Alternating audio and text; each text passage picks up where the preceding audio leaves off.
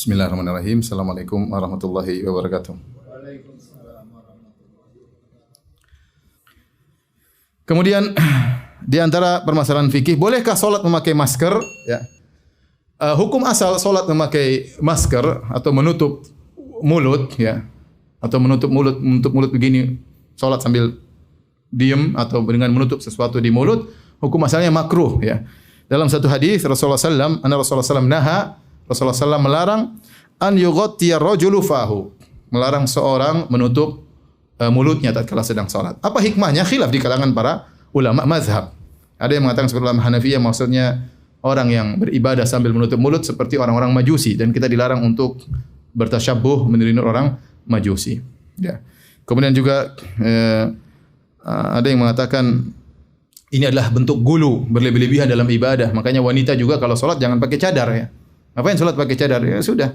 Kalau salat buka cadarnya, kecuali di depan para lelaki yang bukan mahramnya, dia boleh salat pakai cadar karena ada keperluan. Tapi kalau di rumah jangan pakai cadar. Bentuk ghulu fiddin, berlebih-lebihan, ekstrim dalam beragama. Sebagian ulama lagi mengatakan salat sambil menutup wajah adalah bentuk takabbur, kesombongan. Intinya ini illah, sebab yang disebut oleh para ulama ada 3 selama saya baca tadi. Pertama karena tasyabuh dengan orang-orang Majusi yang beribadah sambil menutup mulut. Yang kedua adalah berlebihan dalam agama. Yang ketiga adalah takabur, bentuk sombong dalam beribadah. Beribadah kita buka wajah di hadapan Allah Subhanahu wa taala.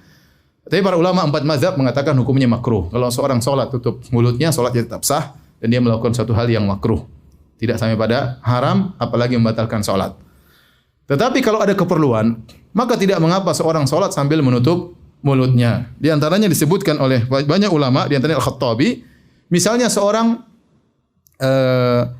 tatkala dia menguap, maka dia boleh tutup mulut. Kan sunahnya seorang menguap tutup apa? Mulut. Dalam salat dia menguap, dia tutup mulut. Boleh karena ada keperluan. Kemudian juga ulama yang lain menyebutkan di antara keperluan, misalnya seorang bekerja, pekerjaannya membutuhkan tutup mulut, ya. Dia tidak lepas setelah dia bekerja, mungkin ada apa-apa, atau dia pekerjaannya di tengah padang pasir yang debu kesana kesini, maka dia salat sambil tutup mulutnya, tutup hidungnya, enggak ada masalah. Demikian juga karena penyakit, baik khawatir terkena virus atau khawatir menularkan virus, maka tidak ada masalah seorang salat sambil menutup mulutnya atau menutup hidungnya. Hukum asalnya makruh, tetapi kalau ada kebutuhan maka hilang kemakruhan tersebut. Permasalahan berikutnya, hukum memakai hand sanitizer, ya. Apa baca bahasa Inggrisnya gimana? Hand sanitizer. Ya sudah, itulah ya. Hand sanitizer itu pembersih tangan, ya.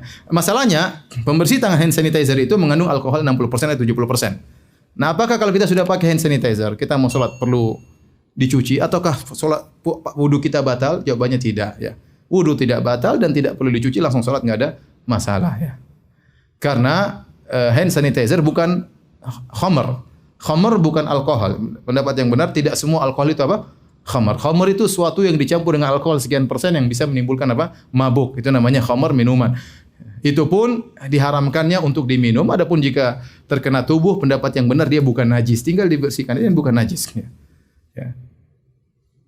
Banyak orang salah paham. Mereka menyangka kalau seorang menyentuh najis, wudunya batal. Seperti ibu-ibu yang kemudian mencebok anaknya.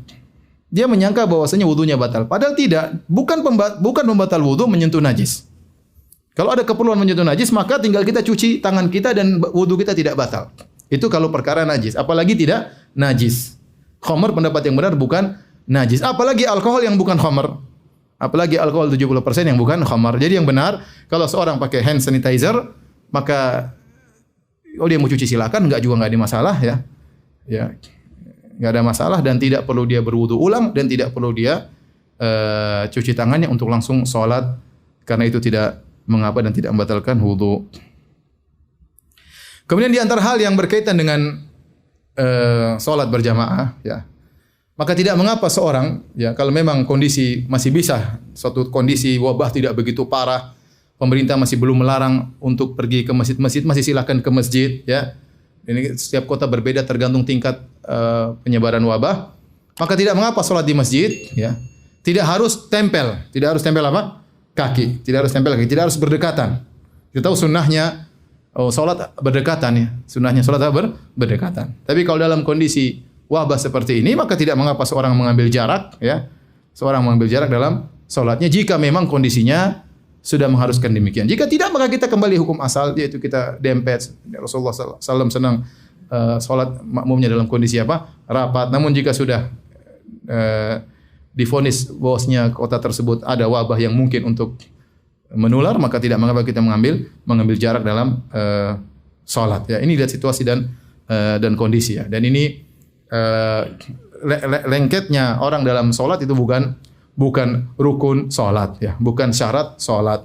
Seandainya kalau ditinggalkan ya ada khilaf apakah wajib atau sunnah. Apakah wajib atau sunnah? Kalau wajib pun ditinggalkan karena ada sesuatu tidak ada masalah, apalagi hanya sunnah ya ditinggalkan karena ada suatu keperluan maka tidak jadi masalah ya. Ini kalau dalam kondisi demikian. Kalau tidak ada apa-apa maka kita kembali kepada hukum asal, kita salat dalam kondisi merapatkan saf.